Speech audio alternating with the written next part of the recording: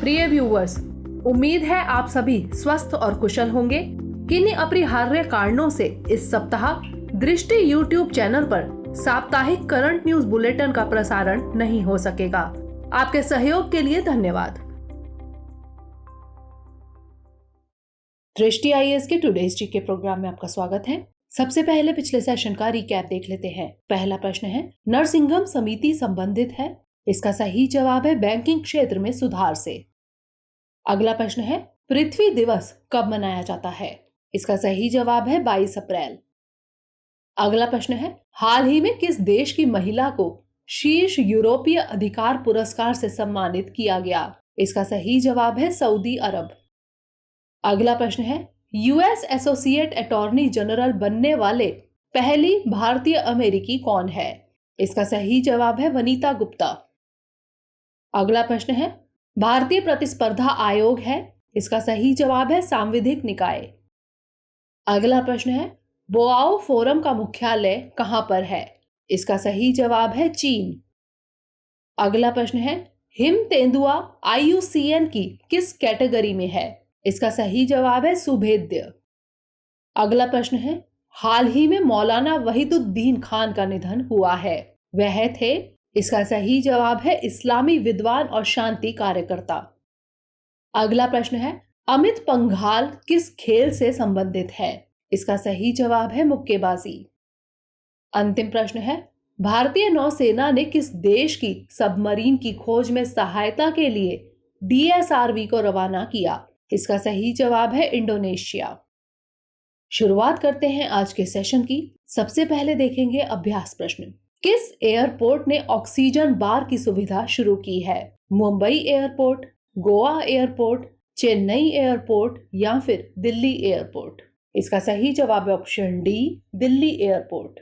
Delhi airport ने हाल ही में terminal 3 के अंतर्राष्ट्रीय प्रस्थान पर ऑक्सीप्योर नामक ऑक्सीजन बार की सुविधा शुरू की है। यह किसी भी भारतीय हवाई अड्डे पर मौजूद पहला और एकमात्र ऑक्सीजन बार है। इस ऑक्सीजन बार में यात्री बैठ सकते हैं और मनोरंजक उपयोग के लिए विभिन्न आवश्यक तेलों के साथ जुड़े ऑक्सीजन युक्त हवा का सेवन कर सकते हैं। इसमें एक वायु शोधक होता है जो आसपास के परिवेश की वायु को शुद्ध करता है।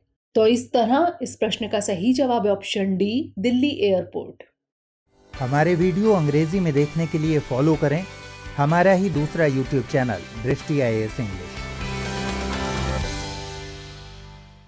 आज के सेशन का पहला प्रश्न है, हाल ही में किस मंत्रालय ने #FOSS4GOV इनोवेशन चैलेंज की घोषणा की है? इलेक्ट्रॉनिक्स और सूचना प्रौद्योगिकी मंत्रालय, संचार मंत्रालय, विज्ञान और प्रौद्योगिकी मंत्रालय या फिर कौशल विकास और उद्यमिता मंत्रालय? इसका सही जवाब है ऑप्शन ए, इलेक्ट्रॉनिक्स और सूचना प्रौद्योगिकी मंत्रालय। इलेक्ट्रॉनिक्स और सूचना प्रौद्योगिकी मंत्रालय ने सरकार में free and open source software यानी FOSS को अपनाने की दिशा में तेजी लाने के लिए #FOSS4GOV इनोवेशन चैलेंज की घोषणा की। ये घोषणा मंत्रालय ने फ्री एवं open source software in government विषय पर वर्चुअल माध्यम से एक गोलमेज सम्मेलन में की। यह सम्मेलन ओमिडियार नेटवर्क इंडिया के सहयोग से आयोजित किया गया। तो इस तरह इस प्रश्न का सही जवाब है ऑप्शन ए, इलेक्ट्रॉनिक्स और सूचना प्रौद्योगिकी मंत्रालय। अगला प्रश्न है, वन धन विकास योजना किस मंत्रालय की पहल है? पर्यावरण, वन एवं जलवायु परिवर्तन मंत्रालय, अल्पसंख्यक मामलों का मंत्रालय, जनजातीय मामलों का मंत्रालय या फिर कृषि एवं किसान कल्याण मंत्रालय? इसका सही जवाब है ऑप्शन सी, जनजातीय मामलों का मंत्रालय। वन धन विकास योजना जनजातीय मामलों के मंत्रालय के तहत ट्राइफेड द्वारा क्रियान्वित हो रही है। ट्राइफेड जनजातीय लोगों के लिए रोजगार सृजन करने और उनकी आय में वृद्धि करने के लिए विभिन्न कार्यक्रमों को चलाता है। ट्राइफेड विदेश मंत्रालय की मदद से भारतीय दूतावासों और उच्च आयोगों के माध्यम से भारत के वन उत्पादों के लिए विदेशों में सुव्यवस्थित बिक्री का मंच उपलब्ध कराने के लिए भी प्रयास कर रहा है। इसके अलावा अनेक भारतीय हवाई अड्डों, मेट्रो रेल स्टेशनों और सरकारी परिसरों ने ट्राइब्स इंडिया के शोरूम खोलने के लिए सस्ते दर पर स्थान उपलब्ध कराए हैं। तो इस तरह इस प्रश्न का सही जवाब है ऑप्शन सी, जनजातीय मामलों का मंत्रालय। अगला प्रश्न है, हाल ही में आरबीआई ने किस बैंक के अंशकालिक अध्यक्ष और अतिरिक्त स्वतंत्र निदेशक के रूप में अतानु चक्रवर्ती की नियुक्ति की है? ICICI bank, axis bank, yes bank या फिर एचडीएफसी बैंक? इसका सही जवाब है option D, HDFC bank. Reserve bank ने पूर्व आर्थिक मामलों के सचिव अतानु चक्रवर्ती की एचडीएफसी बैंक के अंशकालिक अध्यक्ष के रूप में नियुक्ति की। अतानु चक्रवर्ती गुजरात काडर के 1985 बैच के आईएएस अधिकारी तथा अप्रैल 2020 में आर्थिक मामलों के विभाग के सचिव के रूप में सेवानिवृत्त हुए। इससे पहले वह निवेश और सार्वजनिक संपत्ति प्रबंधन विभाग यानी DIPAM के सचिव थे। दोनों विभाग वित्त मंत्रालय के अंतर्गत आते हैं। तो इस तरह इस प्रश्न का सही जवाब है ऑप्शन डी, एचडीएफसी बैंक। अगला प्रश्न है, अंतर्राष्ट्रीय बुकर पुरस्कार किस क्षेत्र में दिया जाता है? पर्यावरण संरक्षण, साहित्य, मानवाधिकार या फिर विज्ञान और प्रौद्योगिकी? इसका सही जवाब है ऑप्शन बी, साहित्य। अंतर्राष्ट्रीय बुकर पुरस्कार 2021 की शॉर्टलिस्ट की घोषणा की गई है। विजेता की घोषणा 2 जून 2021 को की जाएगी। 50,000 पाउंड की विजेता राशि को लेखक और अनुवादक के बीच समान रूप से विभाजित किया जाएगा। बुकर पुरस्कार किसी भी भाषा के उपन्यास के लिए दिया जाता है जिसका अंग्रेजी में अनुवाद हुआ हो और यूके या आयरलैंड में प्रकाशित किया जाता है। तो इस तरह इस प्रश्न का सही जवाब है ऑप्शन बी, साहित्य। अगला प्रश्न है, भारत की स्वच्छ ऊर्जा एजेंडा 2030 भागीदारी किस देश के साथ हुई है? अमेरिका, जर्मनी, फ्रांस या फिर ब्राजील? इसका सही जवाब है ऑप्शन ए, अमेरिका। जलवायु शिखर सम्मेलन 2021 में प्रधानमंत्री ने अमेरिका के साथ जलवायु और स्वच्छ ऊर्जा एजेंडा 2030 भागीदारी की शुरुआत की। भारत ने अंतर्राष्ट्रीय सौर गठबंधन, आपदा रोधी बुनियादी ढांचे के लिए गठबंधन जैसी वैश्विक पहलों को भी प्रोत्साहित किया है। तो इस तरह इस प्रश्न का सही जवाब है ऑप्शन ए, अमेरिका। अगला प्रश्न है, किस देश ने कोविड-19 रोगियों के लिए रूमेटाइड गठिया दवा बारिसिटिनिब के उपयोग को मंजूरी दी है? ब्राजील, जापान, चीन या फिर रूस? इसका सही जवाब है ऑप्शन बी, जापान। जापान ने कोविड-19 रोगियों के लिए रूमेटाइड गठिया दवा बारिसिटिनिब के उपयोग को मंजूरी दी है। ड्रग्स रेमडेसिविर और डेक्सामेथासोन के बाद कोरोना के लिए यह तीसरी ऐसी मंजूरी है। तो इस तरह इस प्रश्न का सही जवाब है ऑप्शन बी, जापान। का उपभोक्ता मामले, खाद्य और सार्वजनिक वितरण मंत्रालय करता है।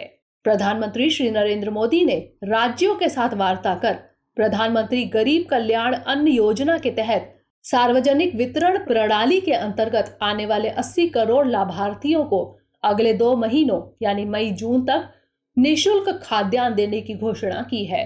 योजना में प्रति व्यक्ति 5 किलो खाद्यान्न, अनाज, चावल दिया जाएगा। इस योजना पर सरकार 26,000 करोड़ रुपए खर्च करेगी। प्रधानमंत्री गरीब कल्याण अन्न योजना की शुरुआत पिछले साल हुई थी जो नवंबर 2020 तक लगातार चली थी। तो इस तरह इस प्रश्न का सही जवाब है ऑप्शन ए, उपभोक्ता मामले, खाद्य और सार्वजनिक वितरण मंत्रालय। अगला प्रश्न है, कौन सी कंपनी भारत में दुनिया का सबसे बड़ा दोपहिया चार्जिंग नेटवर्क बनाएगी? उबेर, ओला, अमेजन या फिर फ्लिपकार्ट? इसका सही जवाब है ऑप्शन बी, ओला।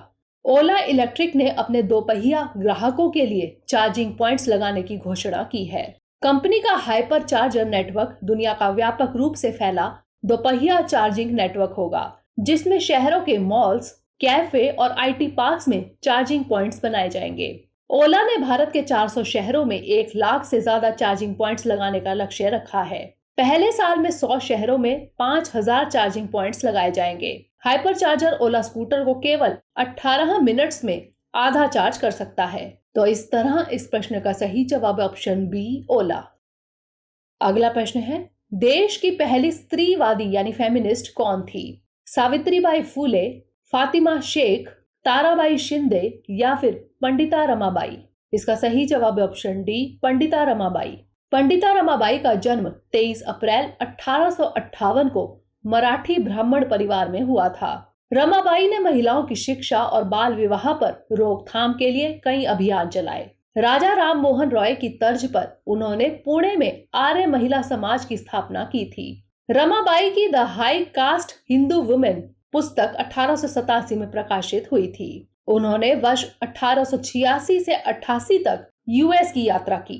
रमाबाई ने वर्ष 1896 में मुक्ति मिशन की स्थापना की थी, जो वर्तमान में भी संचालित है। तो इस तरह इस प्रश्न का सही जवाब है ऑप्शन डी, पंडिता रमाबाई। अंतिम प्रश्न है, हाल ही में इफ्को ने किस राज्य में दूसरा ऑक्सीजन प्लांट लगाने का आदेश दिया है? ओडिशा, उत्तर प्रदेश, महाराष्ट्र या फिर मध्य प्रदेश?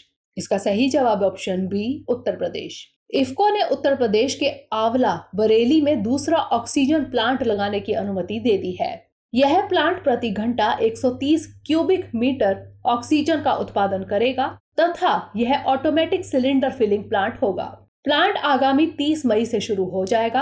इफ्को के मुताबिक उसके अन्य 2 ऑक्सीजन प्लांट फूलपुर उत्तर प्रदेश और पारादीप ओडिशा में निर्मित हो रहे हैं। तो इस तरह इस प्रश्न का सही जवाब है ऑप्शन बी, उत्तर प्रदेश। अब बारी है आज के अभ्यास प्रश्न की। विश्व मलेरिया दिवस कब मनाया जाता है? 23 अप्रैल, 24 अप्रैल, 25 अप्रैल या फिर 26 अप्रैल? इसका उत्तर हमें कमेंट सेक्शन में जरूर भेजिएगा। अगले सेशन में नए प्रश्नों के साथ मिलेंगे। तब तक के लिए पढ़ते रहिए एंड स्टे मोटिवेटेड।